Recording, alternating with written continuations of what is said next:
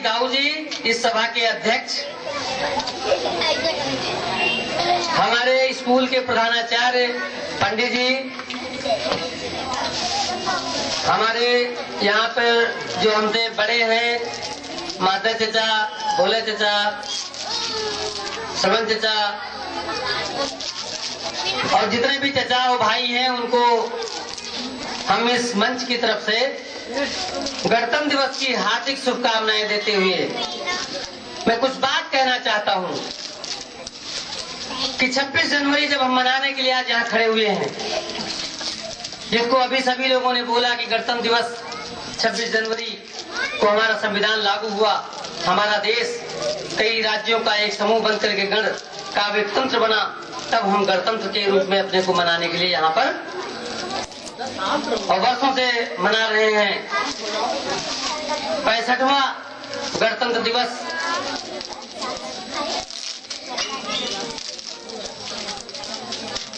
बोलोगे तो हम नहीं बोलेंगे, समझ रहे हो कि ऐसे बुरा है? बोलोगे तो हम नहीं बोलेंगे, हम फिर बैठ जाते हैं।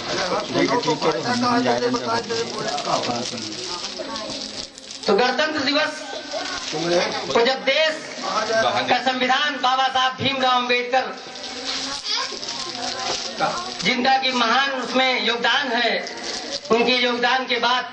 ये तैयार हुआ, जैसा कि बताया गया कि वो 26 नवंबर 1949 को बनके तैयार हो गया था और 26 जनवरी 1950 को हमारे संपूर्ण देश में एक गणतंत्र के रूप में लागू हो गया, जिसके अंतर्गत हमारे संविधान की मूल आत्मा उसके मौलिक अधिकारों की थी। मूल आत्मा में हमारे देश के सभी नागरिकों को समान रूप से कुछ अधिकार दिए गए। उस अधिकार में सबसे बड़ा अधिकार था समानता का अधिकार, शिक्षा का अधिकार तो अभी लागू किया गया है। समानता का अधिकार,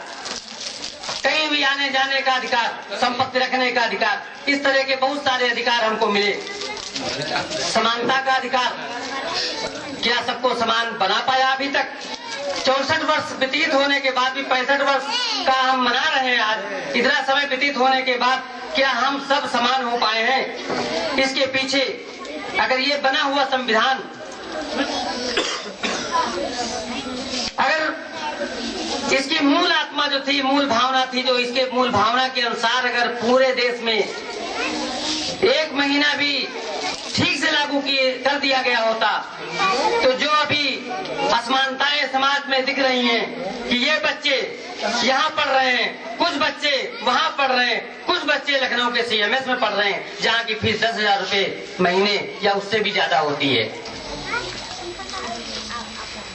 कितना बड़ा समानता का अधिकार हम लोगों को मिला है। हम ये दावा के साथ कह सकते हैं कि हमारे बीहट बीरम के जितने घर में एक दिन का भोजन बनता है, उतने रुपए का एक आदमी हिंदुस्तान का दिल्ली के एक होटल में सूट लेकर के किराए में खर्च कर देता है। ये सोचने वाली बात है कि इस देश का एक व्यक्ति दिल्ली में एक लिबरेटियन होटल या अशोका होटल या जो होटल है वहां पे बने हुए, उनके एक सूट को लेता है तो उसमें लाखों रुपया रोज का किराया पड़ता है, और मैं नहीं समझता हूँ कि लाख रुपए का भोजन मेरे गांव में पक जाता होगा।